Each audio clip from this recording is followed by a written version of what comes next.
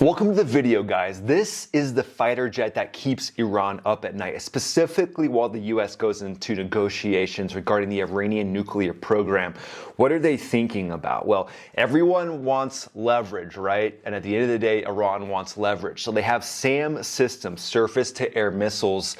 And ideally, in an ideal world for them, these SAMs would be able to target any jet coming in, trying to drop bombs on their underground cities. They literally have cities underground that house their very sensitive military equipment, like their fighter jets, which to them are advanced, but they're the F-4, which is an old US fighter, the F-14, the F-5, but all of their infrastructure for the military is in these very sensitive underground cities, which have said to be as deep as 1,600 feet deep. But there's bunker buster bombs that can supposedly go down to 200 feet, but I thought about it for a while. 8 of those, you keep going, boom, boom, boom, boom, boom, the same spot, the same hole. Literally, these weapons are so precise and can be targeted down to basically the inch that you could basically drill a hole. Drill, baby, drill. You could drill a hole all the way down to 1,600 feet with some of these bunker buster bombs. These bombs are incredible. And that's the GBU-57. That is a 30,000-pound bomb that can go down to an unclassified depth of 200 feet. But again, you start stacking these things up and you've got an oil drill on your hands where you can just boom, boom, boom, boom, boom, go all the way down to whatever you need to go down to. And Iran knows that. They know that they really can't protect against the B-2 coming in and the F-35. But the F-35 is specifically haunting to them. Basically, when they think about the F-35 at night, I'm pretty sure they're sitting there and all their nightmares are coming true. All their worst nightmares are flooding into their brain because the F-35C is operating off of carrier strike groups.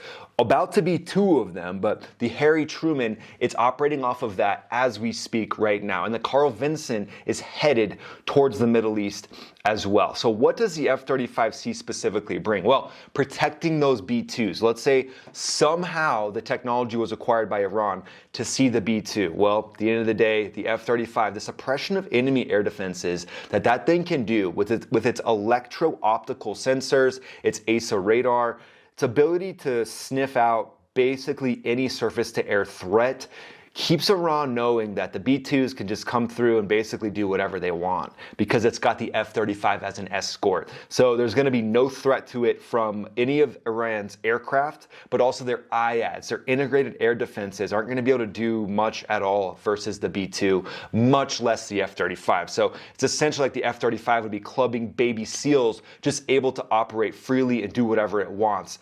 And Iran hates that, as you can probably guess. So as I talked about before, the F-35C has an advanced AESA radar. Now, I've flown with an AESA radar in the F-15E, and it is incredible. So the versatility of this thing for air-to-air, air-to-ground, potentially seeing anything out there that's trying to light it up, and I mean anything, this gives Iran the chills because they know that whatever they target the F-35 with, which we'll get to in a second, the SAMs that they're going to try to do this with, are basically going to be dead in the water before they even turn on. They're going to be nervous to turn these things on. The radar operators of these things are going to be like, oh, can we turn these on remotely? Can I work from home today where I turn it on from my phone and then I basically throw my phone out the window? Because the F-35's ability to see what's going to potentially shoot at it is vast. Also, the F-35 has a distributed aperture system, or a DAS, and this basically gives the pilot 360-degree SA, underneath, above, all quadrants, and lets them know if anything is launching at it. And this can use infrared technology, camera technology. It's better than a Tesla in Sentry mode. This thing can see anything going on around it. Imagine if Tesla's had a DAS, that distributed aperture system. You go up and try to key it, and it basically just fires an AIM-9X at you and splashes you. That would end the scratching of Teslas pretty quick. And the cool thing is that DAS can work day or night, so it doesn't matter. This thing operates in all environments. So the situational awareness of the F-35, if Iran was to be able to somehow get a lock on it and launch at it, the pilot's going to know right away and is going to be able to deploy defensive countermeasures, take evasive maneuvers. It's really going to be an awesome situation for the F-35 and not so much for that radar operator of that SAM site. The F-35 also has range and persistence. This thing can carry 20,000 pounds of fuel.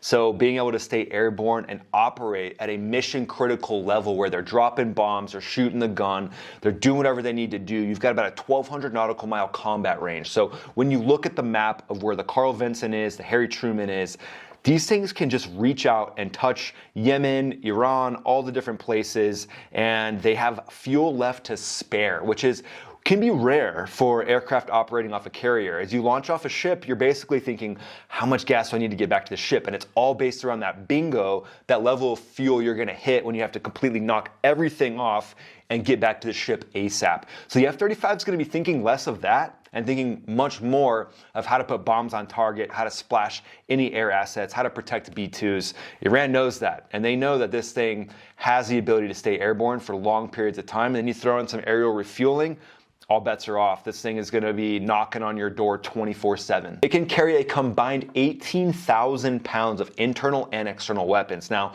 with the external, you're less stealthy, but you go in, you drop a few bombs, you punch off your pylons, now you're stealthy again. So the ability for this thing to adapt into the adverse environments that it can go into with an IAD system like Iran's.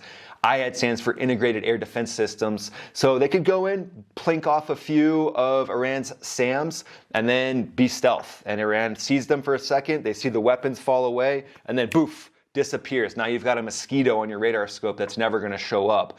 So the versatility of that, to have the ability to carry all those weapons at the beginning and then punch them off, strike a few targets, and now be stealth, that's unlike anything else out there. The US Navy currently plans to acquire 275 F-35Cs. So this thing is here to stay.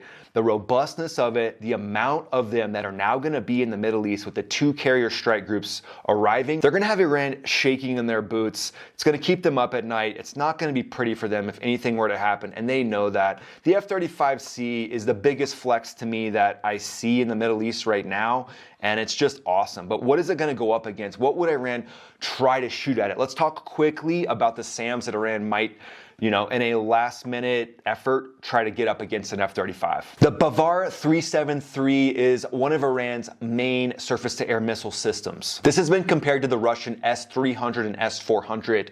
Now, if the radar can lock onto the target, likely 4th generation, not being able to lock on to 5th generation, maybe some fleeting shots, seeing a few little blips on the radar. If they were to get lucky, and have a 1 in a million golden BB, then, maybe it could come close to the F-35. But the main advantage of this thing is going to be versus 4th generation fighters like the F-18. The Bavar 373 is said to be able to reach out to somewhere around 200 nautical miles. So operating in the Persian Gulf, how narrow that chunk of ocean is, you could pretty much be within the range of one of these things the entire time. So that makes it dangerous for any 4th generation fighters. But the F-35, again, they're going to be begging for these radar operators to turn these things on. It's just going to be no competition.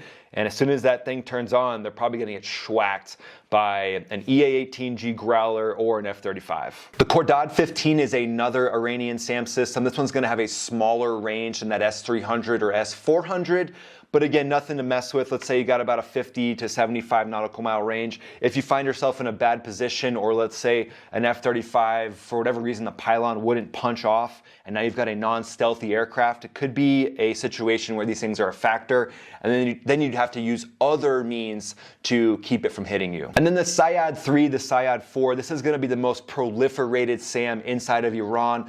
Likely the length of these shots would probably be 100 miles or less, maybe even around 80 miles or so, looking and seeing what I can find open source wise. About 80 nautical miles is going to be the max range of these things, but there's a lot of them. So when you think of Iran's air defenses, you're going to have to compete with the fact that there is a lot of these things. So if you're trying to get 4th generation fighters in to do a whole bunch of waves against some sort of nuclear weapons facility or something like that, you really got to account for the fact that these Syad 4s and Syad 3s is probably going to be some that you can't find.